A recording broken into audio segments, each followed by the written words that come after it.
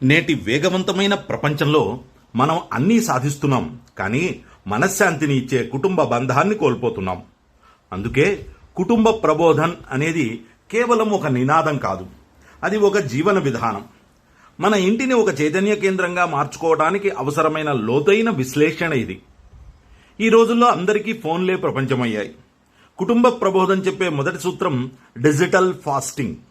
వారానికి ఒక రోజు లేదా రోజులో కనీసం 2 గంటలు, ముఖ్యంగా రాత్రి 8 నుంచి 10 వరకు ఇంట్లో ఎవరూ మొబైల్ వాడకూడదని నియమం పెట్టుకోవాలి. ఈ నిశ్శబ్దం మనసుల మధ్య సంభాషణను మొదలు పెడుతుంది.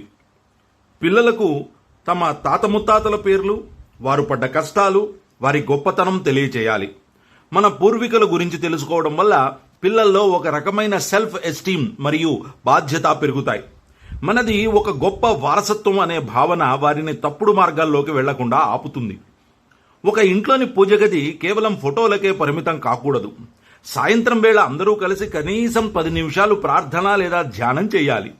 ఇది ఇంట్లో సానుకూల శక్తిని నింపుతుంది. ఒత్తిడితో వచ్చే తండ్రికి, చదువు భారంతో వచ్చే పిల్లలకు ఈ సమయం మానసిక ఉపశమనాన్ని ఇస్తుంది. మన ఇంటి పనులన్నీ మన అమ్మ మాత్రమే చేయాలనే ధోరణి మారాలి.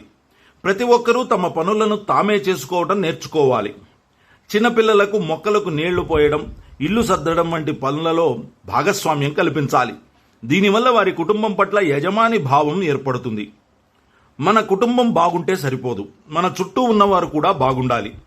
ఇంట్లో జరిగే పుట్టినరోజులు లేదా వేడుకల సందర్భంగా ఆడంబరాలకు పోకుండా ఆ డబ్బుతో అనాథాశ్రయాలకు సహాయం చేయడం లేదా మొక్కలు నాటడం వంటివి చేయాలి. ఇతరులకు సహాయం చేయడంలో ఉండే తృప్తిని పిల్లలకు రుచి చూపించాలి. ఇంట్లో మాట్లాడేటప్పుడు సాధ్యమైనంత వరకు స్వచ్ఛమైన తెలుగులో మాట్లాడటం అలవాటు చేయాలి. మన భాష మన సంస్కృతికి ప్రతిబింబం. అలాగే దేశభక్తి గీతాలు, జాతీయ నాయకుల కథలు చర్చకు రావాలి. దేశమంటే మట్టి కాదు, దేశమంటే మనుషులు. ఆ మనుషుల కలయికే కుటుంబం అనే సత్యాన్ని బోధించాలి. డబ్బుతో సౌకర్యాలను కొనవచ్చు, కానీ సంతోషాన్ని కొనలేం. సంతోషం అనేది కుటుంబ సభ్యుల మధ్య ఉండే పలకరింపులో, ఒకరిపై ఒకరికి ఉండే నమ్మకంలో ఉంటుంది. కుటుంబ ప్రబోధన లక్ష్యం ఒకటే: ప్రతి ఇల్లు ఒక ఆనంద నిలయం కావాలి, ప్రతి మనిషి ఒక సంస్కారవంతుడు కావాలి.